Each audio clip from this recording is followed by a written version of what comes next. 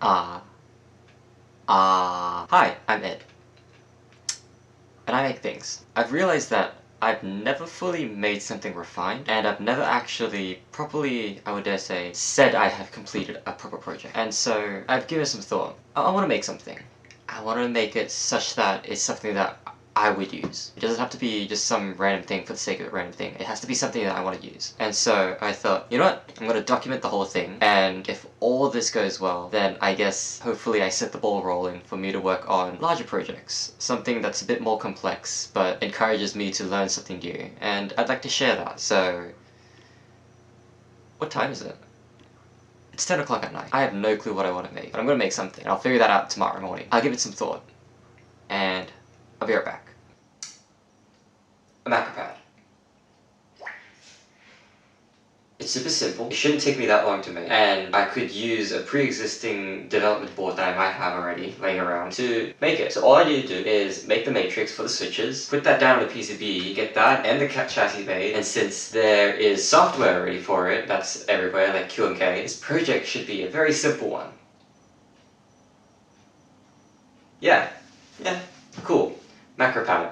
So, why Macropad? Well, first of all, it's something that I would actually use. I could probably use it for editing, for video game, whatnot, what forth. And it's super simple. So then, why not just buy a Macropad? Which, honestly, valid choice. It might save me a lot of money even. But a quick scroll through the internet, nothing really caught my eye for what I wanted. And what I want is something with a little bit more creative freedom that suits my use cases. So, here is the criteria that I had thought of.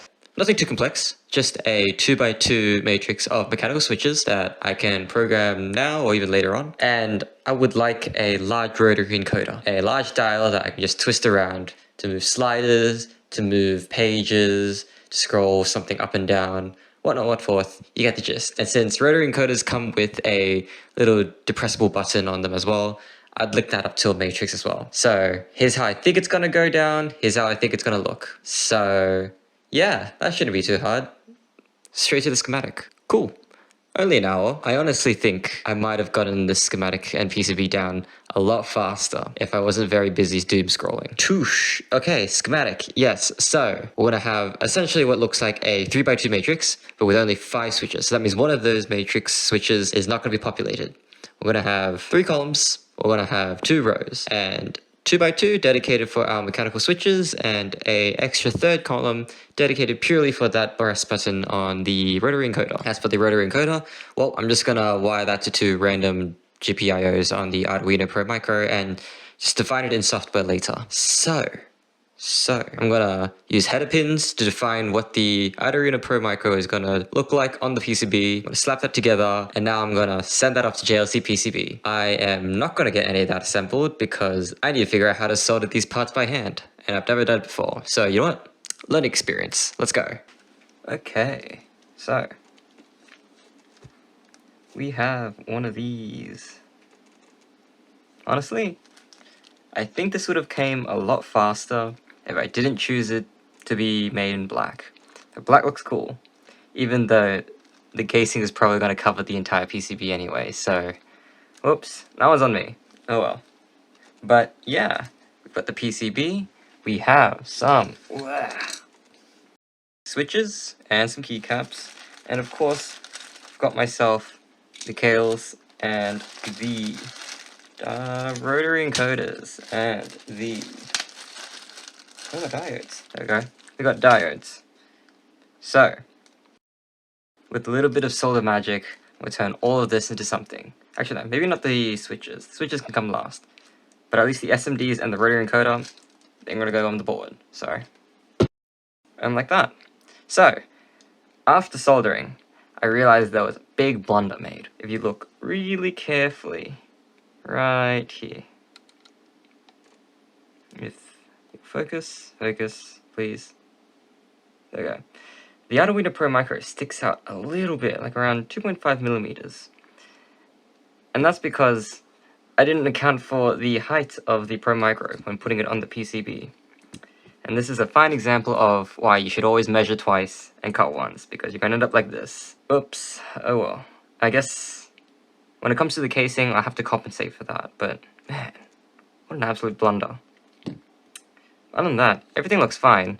The solder work for this is honestly terrible. Like, holy crap. But for a first, I guess, cut me some slack. I think it should work. I've made sure all the dies are in the right place, and I made sure that all the components are there. So, other than that, let's get this into a case, and then we can start programming. Case time.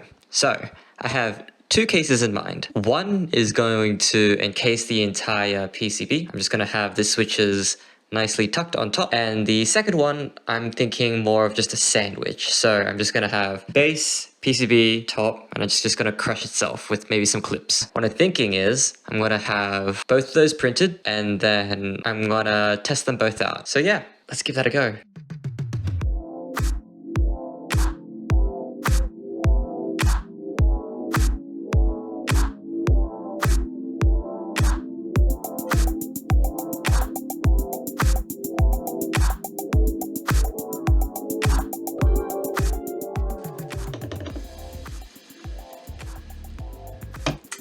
Yeah, way too tight of a tolerance for this one.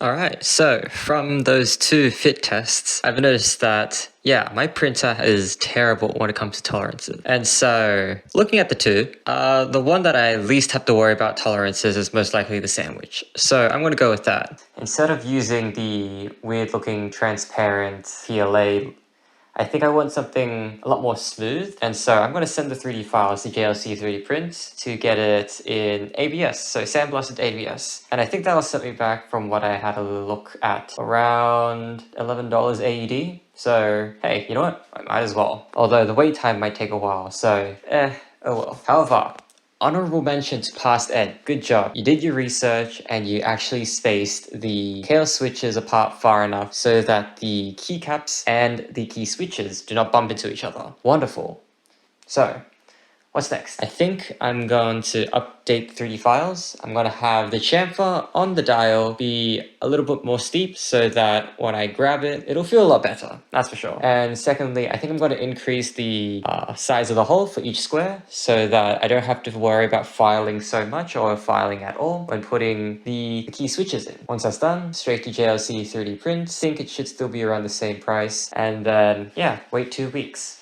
Alright, code time, I guess. I will be relying purely on open source software. So that means I'm going to be using QMK, which means that I'll need to install the QMK MSys and the toolbox as well. Shouldn't be too hard. According to the internet and the QMK website, it shouldn't be too hard. I'm just going to generate the required files. I'm going to assort them in the proper directories. I'm going to throw them all together and I'm going to compile them. And it doesn't compile. Of course, what works first try? Nothing. Looking at the error code, turns out I wrote this function as a void instead of a boolean, which, oops, slight oversight, my bad. Second compile, and looks like it worked. Ignoring all the warnings and stuff, I've got a hex file. I'm gonna take the hex file, flash it into the Arduino. And only 2 keys work. So, don't know what's going on with that, but likely a software issue again, because I'm pretty sure all the switches should be fine. And what's this? I've got a B6 and an E1. Those don't exist, so I think that's just a small typo. I'm gonna fix that around, and okay, cool. Should work again. Next hex file. Now it's working. So, the keys work, but the encoder isn't. And I'm not sure why. So time to do a little bit more digging. And we're an hour in, and turns out because I set the encoder to volume control on the knob, that's literally the problem. My computer doesn't like volume control. I'm not too sure why. I think what I'm going to do is I'm going to just change it to something else. Now I've changed it to the scroll wheel control, and that seems to be working great. So you know what? Hey, all in all, doing fine. But it seems like the encoder button doesn't want to work. Bruh, come on. I don't know why. It just doesn't. I honestly can't think of anything. I can't seem to find anything right now. So I'm gonna leave this to maybe me in an hour. I'm gonna get something to eat. Well, Okay, after some food, I realized it's working again. So nothing actually was wrong. All I did was unplug the Arduino Pro Micro and plug it back in again. So if your question was, did you turn it off and then turn it back on again? Your answer is no. I didn't. But hey, everything works now. So my final layout is as follows. I'm going to have all 4 keys. They're going to be F1, 2, 3, 4. And I'm going to have the encoder button on F5. And then the encoder twists are going to be scroll up for clockwise and scroll down for anti-clockwise. Very simple. Would work very well reprogrammed for something like DaVinci Resolve, or you're just playing video games. If you are interested in any of these files, the 3D model or like the code, I think I'm just going to put them somewhere in the description below. Feel free to take a look, modify it, change it up, laugh at me, be my guest. But anyways, it's working. We've got base, we've got lid, and we've got the dial. Okay, so, focus. Focus. Oh, perfect. Look at that. That chamfer is really nice. And the sandblasted finish, impeccable. I just realized one key detail that I missed again. Cool. What is this, like 3rd blunder? 4th blunder of this project? I've lost count. I forgot to send them the clips. And so, I don't have 3D printed clips. Which means the only way I can hold this together is use the prototype 3D print clips. Which isn't gonna look that great, but at this point I think I'm gonna cop it. This one's on me. Because asking them to print and then send me 2 small clips is pretty much a waste of time and money. So, poorly printed transparent filament clips it is.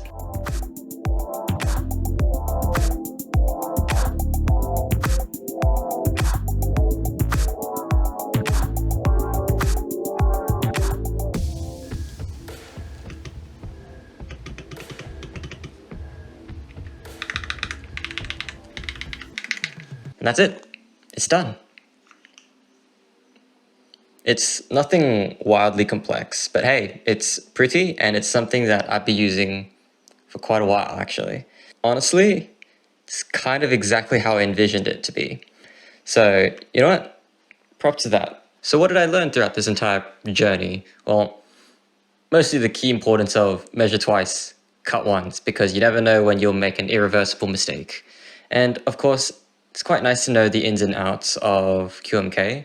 So I'll most likely be revisiting making another Macropad, but hopefully this time with the microcontroller embedded into the PCB as well, because having everything all in one seems to be a lot better. Now that I've finished this project, I feel like I'll be searching for more stuff to learn. I don't know, kind of want to make something again, and hey, I've got a full list of things to do and to make, so I might as well start chipping away at it. I'll sort it from the simpler ones and move my way down as I gain more confidence. Honestly, I can't really describe how much fun I actually had throughout the entire process. I don't think I ever once was like, you know what, I feel like giving up. I don't think that ever came to my mind. And hey, that's pretty good. So yeah, if you've got a piling list of things to do, just go do it. Just get started, and I guess have fun doing it. Because I feel like that's the biggest motivator. If you're having fun, then you're bound to get the whole thing done. As for me now, I'm going to enjoy my Christmas. Hopefully, I find the motivation to edit all this, because I feel like this is going to be a lot of footage. Oh well, but till then, I guess you'll be seeing me around. See ya.